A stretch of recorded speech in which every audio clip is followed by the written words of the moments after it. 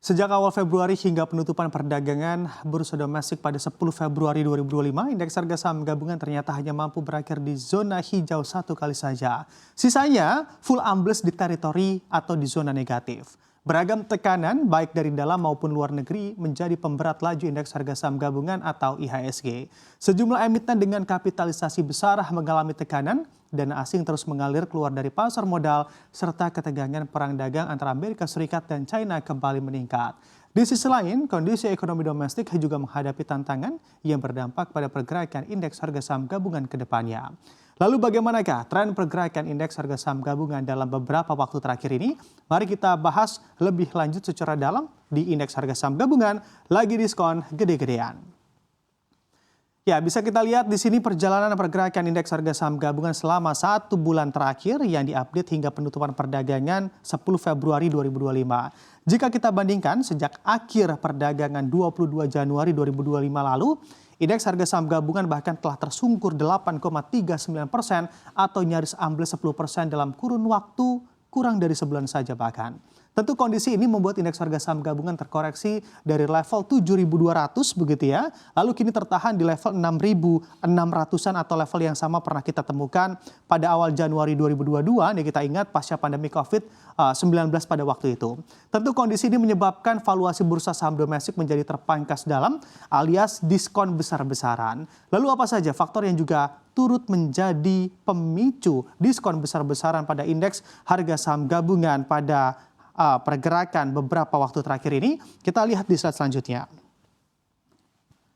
Nah, di sini salah satu faktor yang turut menekan pasar adalah anjloknya saham atau saham-saham dari emiten milik Prayogo Pangestu atau Pak PP. 3 sahamnya yaitu ada Barito Renewables Energy atau Brand, lalu juga ada Petrindo Jaya Kreasi atau dengan nama emiten cuan, dan Petrosi Tbk atau PTRO dikeluarkan dari MSCI dalam review terbaru.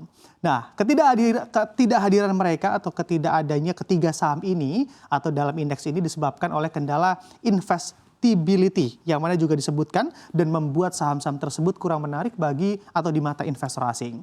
Padahal indeks MSCI menjadi acuan utama bagi banyak investor terutama investor global dalam menentukan portofolionya. Eksklusi dari indeks MSCI ini juga membuat investor asing melepas kepemilikan mereka sehingga bisa saja begitu ya, kalau kita lihat bersama, tekanan jual juga semakin besar di 3 saham ini.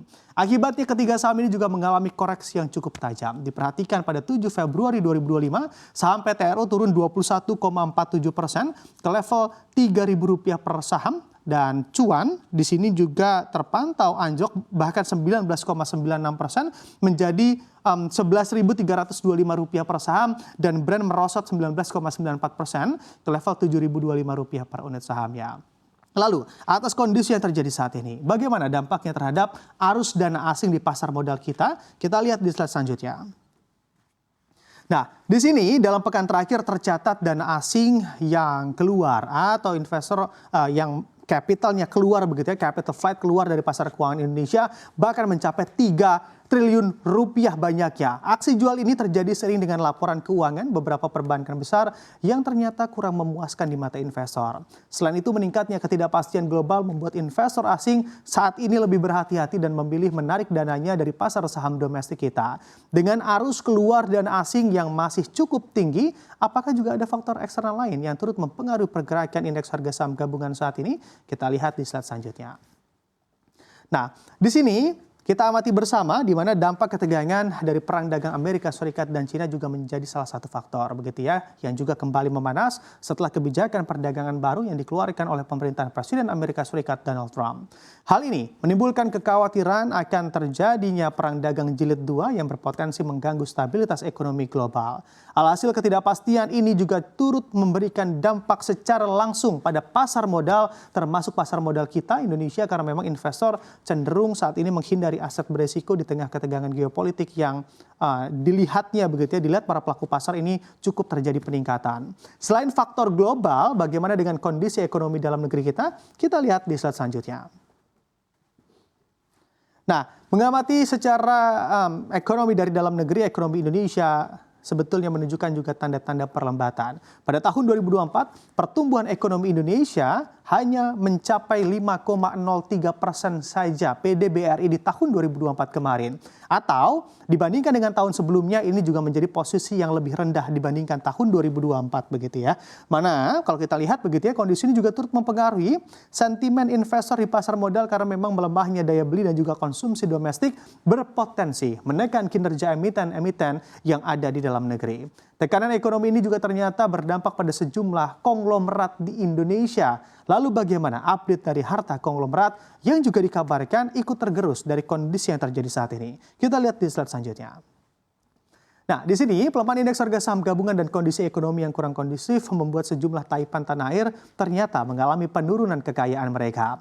Prayogo Pangestu mengalami penyusutan harta begitu ya, ataupun harta dan juga asetnya akibat pergerakan harga sahamnya, dan kini kekayaannya diketahui hanya menjadi 531,18 triliun rupiah yang hartanya secara nyata di saham turut terkontraksi akan terjadinya kondisi yang terjadi saat ini. Dan Lo Tuk Wong yang nomor 2, di mana Lo Tuk Wong juga dikabarkan kehilangan bahkan 2,64 triliun rupiah dalam sehari dengan total kekayaan kini mencapai 457,63 triliun rupiah. Dan yang ketiga ada Hartono bersaudara, Robert Budi Hartono dan Michael Bambang Hartono. Di sini masing-masing memiliki kekayaan 362,8 triliun rupiah dan 349,76 triliun rupiah. Di sini dengan penurunan harian bahkan sebesar begitu dikatakan hingga 3,16% secara harian dari total kekayaannya. Sementara itu, yang terakhir ada Sri Prakash Lohia yang mana juga memiliki kekayaan sebesar 138,92 triliun rupiah dengan pergerakan yang terpantau hartanya bergerak stagnan. Dengan tekanan ekonomi yang juga masih turut besar ataupun cukup besar begitu ya dalam kondisi pergerakan pasar kita, bagaimana proyeksi pergerakan indeks harga saham gabungan ke depannya? Kita lihat di slide selanjutnya.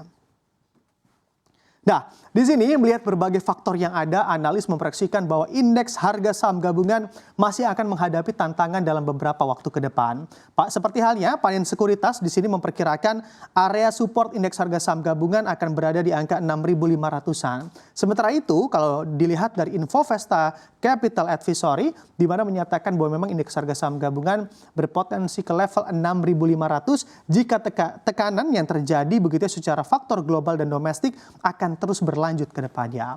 Beberapa faktor yang perlu dicermati oleh para pelaku pasar ataupun investor adalah perkembangan perang dagang, kebijakan moneter global, serta laporan keuangan emiten dari dalam negeri.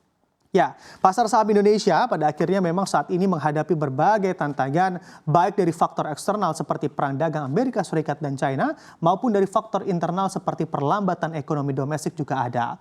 Arus keluar dana asing yang masih tinggi serta tekanan pada saham-saham besar turut menjadi beban bagi indeks harga saham gabungan dalam beberapa waktu terakhir. Kedepan, investor diharapkan lebih berhati-hati dalam mengambil keputusan investasi dengan tetap mencermati perkembangan ekonomi global dan domestik secara cermat. Kita akan terus memantau pergerakan pasar saham dan memberikan update terkini untuk Anda.